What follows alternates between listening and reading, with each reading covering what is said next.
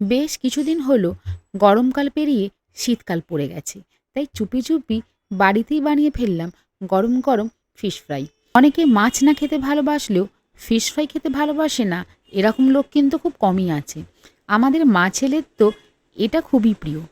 এই কদিন আগে বাড়িতে একটা মাছের ফিলে নিয়ে এসেছিল, আর মাছটা ছিল দারুণ। আর এখানে ম্যারিনেশনের জন্য নিয়ে নিয়েছি পেঁয়াজ, রসুন আর ধনেপাতা। তবে ম্যারিনেশন করার আগে আগে ফিলেগুলোকে ভালো করে কেটে নিতে হবে। মাছের ফিলেগুলোকে যদি ভালো করে না কাটা হয় তাহলে ফিশ ফ্রাইটা কিন্তু অতটা ভালো হবে না। ফিলেগুলোকে কেটে নেবার পর এখানে দিয়ে দিয়েছি লেবুর রস, তারপরে দিয়ে দেবো গোলমরিচ আর পরিমাণ মতো নুন। নুনটা একটু বেশি করে দিতে হবে, কারণ এরপরে তো আর নুন লাগবে না। তাই নুনটা প্রথমেই মাছে যাতে ভালো করে ঢুকে যায়, তাই জন্য আস্তে আস্তে করে মাছগুলোকে মাখিয়ে নিচ্ছি। মাছগুলো খুব নরম হয়ে গেছে, আর মাছগুলোকে এখানে ম্যারিনেশন করে 10 থেকে 15 মিনিট মতো রেখে দেবো। এবার হচ্ছে আসল জিনিস। ধনেপাতা দেবার পর ওর মধ্যে দিয়ে দিয়েছিলাম আদা, অনেকগুলো কাঁচা লঙ্কা, সর্ষের তেল, গরম মশলা আর একটু ধনে গুঁড়ো। সেইগুলোকে মিক্সিতে পেস্ট করে ওই মাছের ওপর দিয়ে দেবো। তবে মাছগুলো একটু নরম হয়ে গেছে বলে আস্তে আস্তে করে মাখিয়ে নিতে হবে, যাতে সমস্ত ম্যারিনেশনটা মাছের সাথে খুব ভালো করে মিশে যায়। ম্যারিনেশন করে মোটামুটি 1 ঘন্টা মতন রেখে দিয়েছিলাম। এখানে ময়দা আর তাতে সামান্য গোলমরিচ দিয়ে দিয়েছিলাম। আর আরেকটা থালাতে 4 থেকে 5টা ডিম দিয়ে দিয়েছিলাম।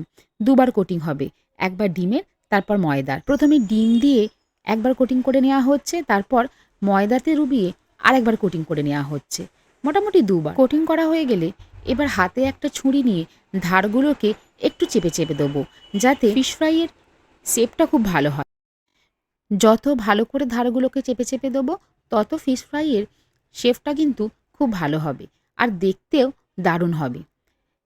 ঠিক এই রকম এইভাবে আমি সমস্ত ফিশ ফ্রাইগুলোকে করে নিয়েছি। এতে খুব সুবিধা হয়। বাড়িতে যদি কখনো অনেক লোক আসার কথা থাকে তাহলে আগের দিনে এইভাবে বানিয়ে রেখে দিলে পরের দিন গরম গরম ভেজে সঙ্গে সঙ্গে তাদের দেওয়া যেতে পারে।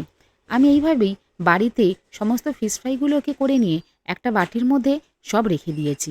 আর যখন ইচ্ছা হবে বার করে জাস্ট ফ্রাই করে নিলেই হবে। দুপুরবেলা হোক, বিকেলবেলা হোক বা ভাতের সাথে ফিশ ফ্রাই তো আর কোনো বারণ নেই। যখন খুশি তখন ভেজে খাওয়া যেতেই পারে।